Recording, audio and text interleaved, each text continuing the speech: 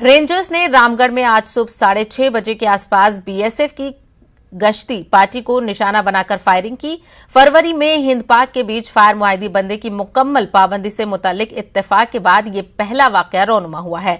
बताया गया है कि रेंजर्स ने बिला इश्तियाल सरहद पार फायरिंग की, लेकिन इस वाकये में किसी के जख्मी होने की इत्तला नहीं है। बीएसएफ ने कहा है कि वो तमाम उमूर की बगौर निगरानी कर रहे हैं। याद रहे कि अप्रैल में बीएसएफ ने कहा था कि उसने दरअंदाजी की कोशिश कर रहे पाकिस्तानी ड्रोन्स को वापस लौटने पर मजबूर कर दिया था।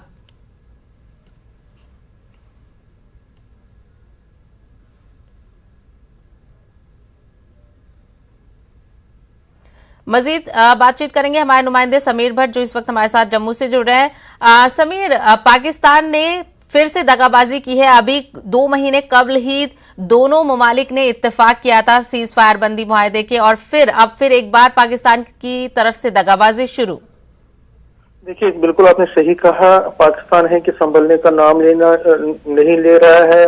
वो फिर एक बार उसी हरकत को रिपीट कर रहा है जो वो पहले कर रहा था। हालांकि पिछले 2 महीने से लगातार जब से सीज फायर एग्रीमेंट को उन्होंने माना कि हम ये इसको इम्प्लीमेंट करेंगे, और तब से फायरिंग नहीं हुई थी। ये बात भी सही है, चाहे इंटरनेशनल बॉर्डर हो या लाइन ऑफ कंट्रोल हो। लेकिन क्योंकि पाकिस्तान की हमेशा ये कोशिश रही है कि वो मिलिटेंट्स को जो है उसके ट्रेन मिलिटेंट्स को यहाँ पे धकेले, तो सही कहा आपने। कुछ दिन पहले भी उन्होंने इसी एरिया में कोशिश की थी। ड्रोन के जरिए उन्होंने अपना ड्रोन भी भेजा था, जिसको बीएसएफ के अलर्ट फोर्सेस ने वापस भेज दिया था।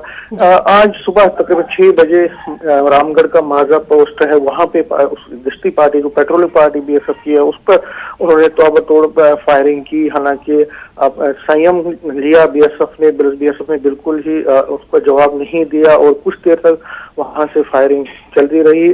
शुक्र ये है कि कोई जानी माली नुकसान नहीं हुआ इस फायरिंग में पाकिस्तान की। लेकिन जाहिर तौर पर आपने सही कहा, पाकिस्तान जो है बात एक कर रहा है, लेकिन जो उसकी करतूत है वो दूसरे हैं। और इसी कड़ी में जो आज हुआ है, ये बिल्कुल दर्शाता है कि जो पीस की बात या अमन की बात वो इंटरनेशनल बॉर्डर या लाइन ऑफ कंट्रोल पर कर रहा है कि हम करेंगे, वो हो सकता है कि आगे चल के वो उसको चेंज करे। तो इसी को देखते हुए बीएसएफ ने अपनी पेट्रोलिंग और बढ़ा दी है। बीएसएफ के जो टॉप ऑफिशियल्स हैं, उनका ये कहना है कि अब पाकिस्तान पे पूरा भरोसा नहीं कर सकते, क्योंकि अगर उसने आज ये फायरिंग की है और जाहिर तौर पर उसके कुछ ट्रेन मिलिटेंट उस साइड लॉन्चिंग पैड्स पर होंगे जिनको वो धकेलना चाहेगा, और आगे चल के भी वो इस तरह की फायरिंग कर सकता है। तो उसको देखते हुए जो रामगढ़ का सेक्टर है या इंटरनेशनल बॉर्डर का जो एरिया है, हीरानगर और बाकी एरियाज में, वहां पे पेट्रोलिंग को और मजीद सख्त कर दिया गया है। और खासकर जो रात के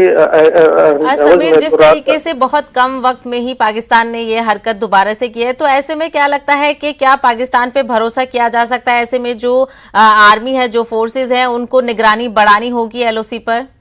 जी बिल्कुल। देखिए, पाकिस्तान में जो इस टाइम हालात है वो सबके सामने है। पाकिस्तान में अभी इमरान खान पर बहुत प्रेशर है, वहाँ की आर्मी बहुत ज्यादा प्रेशर डाल रही है पाकिस्तान पर। और दूसरी तरफ से पाकिस्तान को लग रहा है कि हिंदुस्तान में इस वक्त कोविड के जैसे हालात है, और हो सकता है कि जो भारत है वो या भारतीय फोर्सेस हैं उनका कंसंट्रेशन वो डाइवर्ट करना चाहते हैं। तो उसको देखते हुए आगे चल के, क्योंकि पिछले अगर हम कई महीनों की बात करें तो लगातार मिलिटेंट्स पर भी बहुत ज्यादा प्रेशर बढ़ गया है। कश्मीर वैली में बहुत सारे मिलिटेंट्स को मार गिराया गया है। उनके पास जो अब बचे कुचे मिलिटेंट्स हैं, उनके पास वो असला भी नहीं है, हथियार भी नहीं है। तो कुल मिला के पाकिस्तान की कोशिश रहेगी कि वो मिलिटेंसी को बढ़ाए यहाँ पे, और आगे की गर्मी के दौरान उसको ज्यादा सूरत लाए।